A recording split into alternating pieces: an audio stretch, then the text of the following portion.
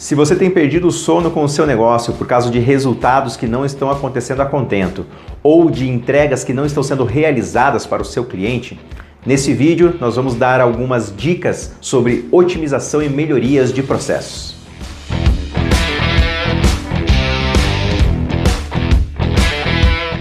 Olá, eu sou Jameson Moreira, sou consultor na VELG e professor de produtividade e processo. Nessa série de vídeos estamos desmistificando o BPM, também conhecido como gestão por processo dentro das empresas. Depois de termos passado por cadeia de valor e a estruturação dos processos na sua essência com o as is, agora nós vamos falar de to be, a melhoria de processos.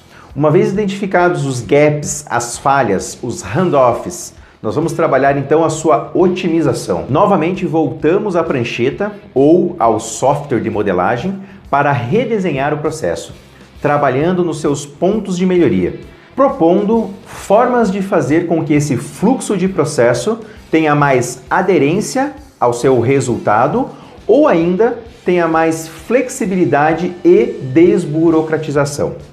A desburocratização na prática ela ocorre quando você consegue entregar algo que já se esperava de uma maneira mais rápida, sem afetar a sua qualidade. Uma das premissas utilizadas para a melhoria de processos e para falar de produtividade é fazer mais não com menos, fazer mais com o mesmo. Melhoria de processos é utilizar os mesmos recursos existentes no seu negócio para entregar um resultado mais satisfatório, seja em tempo, em qualidade ou em custo. A melhoria de processos na sua essência, ela não acontece simplesmente com um redesenho. Muitas vezes é necessário descer na produção, na operação, ou como a gente diz, no Gemba, para entender na prática onde estão os gargalos, como funciona a execução do processo e principalmente quais são os limitadores, os impeditivos de tornar aquele processo mais ágil ou mais flexível. Muitas empresas, muitos negócios acabam sofrendo os impactos de não olhar para a sua operação para sugerir suas melhorias. Eu costumo dizer que as pessoas costumam ficar na sua sala com o ar-condicionado, sem olhar na operação propriamente dita e verificar na prática qual é a dor que o cliente interno está sofrendo. Lembrando que o bom atendimento do cliente interno vai resultar no melhor atendimento do cliente externo. Uma vez que você esteja no Gemba, utilize das ferramentas necessárias e não apenas o BPM para trabalhar a melhoria. Por exemplo, utilizando o método de Ishikawa, análise de causa raiz, para se identificar se o problema acontece especificamente naquele momento da execução ou ele tem um outro fator que está impactando diretamente nesta fase do processo. Nessa fase de implementação das melhorias, é um momento muito crítico para o negócio, pois a empresa não pode parar de entregar seu serviço ou produto para o mercado e ao mesmo tempo tem que gerenciar os seus projetos de melhoria. Nesse momento, é muito importante que as duas ações andem em paralelo e caminhem em harmonia, mas não deixando de lado tanto o resultado esperado do processo já sendo executado, quanto o novo resultado que se espera da melhoria do processo. É muito importante trabalhar com uma metodologia simples, o 5W2H, o plano de ação, que vai estabelecer quem deve fazer a parte da melhoria que lhe cabe, como vai ser feito, por que vai ser feito, quanto vai custar a melhoria, entre as outras fases do 5W2H.